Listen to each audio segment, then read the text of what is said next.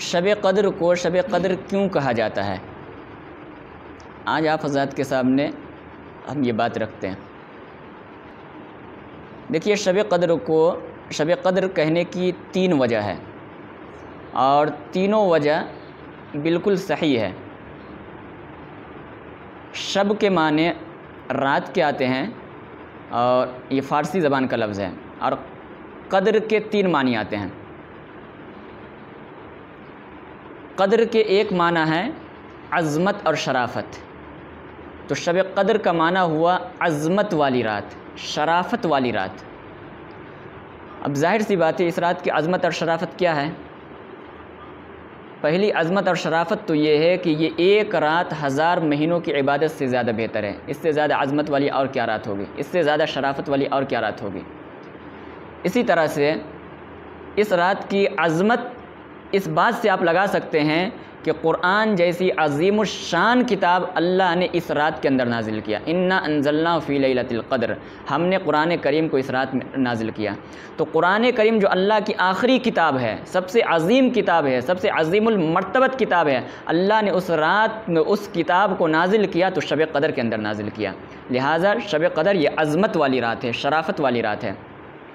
اسی طرح سے جو شخص شب قدر کے اندر نیک عمل کرتا ہے، عبادت کرتا ہے، تو اس رات کی عبادت کی اللہ کے نزدیک قدر ہوتی ہے۔ اللہ تعالیٰ اس رات کی عبادت کو اہمیت دیتا ہے، شرافت دیتا ہے، قدر کرتا ہے، قبول فرماتا ہے۔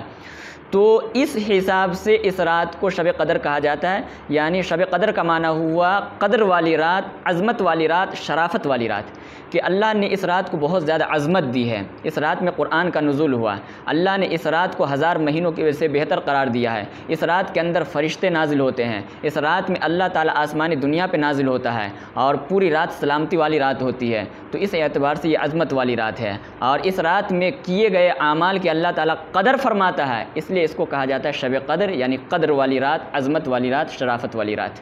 تو یہ تو پہلی وجہ ہوئی۔ دوسری وجہ، قدر کے ایک معنی آتے ہیں فیصلے کے، تقدیر کے، جس کو ہم تقدیر کہتے ہیں۔ تو شب قدر کا معنی ہوا تقدیر والی رات، فیصلے والی رات، چونکہ شب قدر وہ رات ہے جس رات میں اللہ تعالیٰ تقدیر ازلی کے اندر ہر بندے کے لیے جو کچھ لکھا ہوتا ہے، اس رمضان سے لے کر کے آئندہ رمضان تک یہ 1 سال میں جتنے امور پیش آئیں گے، جتنے اہم کام پیش آئیں گے، وہ سارے امور لکھ کر کے فرشتوں کے حوالے کر دیتا ہے۔ گویا اس رات میں 1 سال کے فیصلے ہوتے ہیں، 1 سال کی تقدیر کی باتیں لکھی جاتی ہیں، اور وہ فرشتوں کے حوالے کیا جاتا ہے کہ اس سال کون زندہ ہوگا، کون پیدا ہوگا، کون مرے گا، کس کی شادی ہوگی، کون حج کرے گا، کون عمرہ کرے گا، کون ایکسیڈنٹ ہوگا، کون کیا ہوگا۔ یہ سارے فیصلے اسی رات کے اندر ہوتے ہیں۔ تو قدر کے معنی آتے ہیں فیصلے کے، تقدیر کے۔ تو شب قدر کے معنی ہوئے تقدیر والی رات، فیصلے والی رات، چونکہ اس رات میں 1 سال کے فیصلے اللہ تعالیٰ کر کے فرشتوں کے حوالے کرتا ہے، اس لیے اس رات کو شب قدر کہا جاتا ہے۔ یہ دوسری وجہ ہوئی۔ تیسری وجہ، قدر کے ایک معنی آتے ہیں تنگی کے۔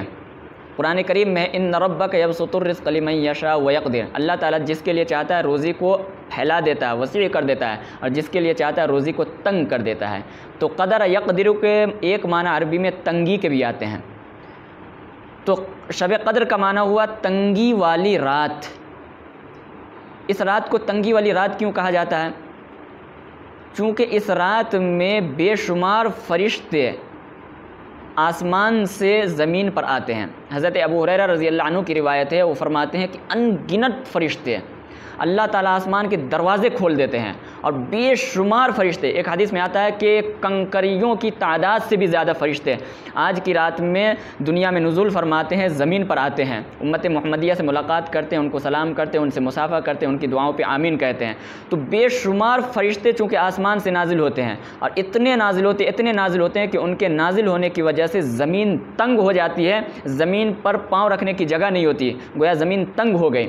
اور قدر کے معنی تنگی کے آتے ہیں، تو شب قدر کا معنی ہوا تنگی والی رات۔ فرشتوں کے نزول کی وجہ سے چونکہ یہ زمین تنگ ہو جاتی ہے، جگہ نہیں رہتی، اس لیے اس رات کو کہا جاتا ہے شب قدر، یعنی تنگی والی رات۔ تو یہ 3 وجوہ تسمیہ ہے جن کی وجہ سے اس رات کو شب قدر کو شب قدر کہا جاتا ہے۔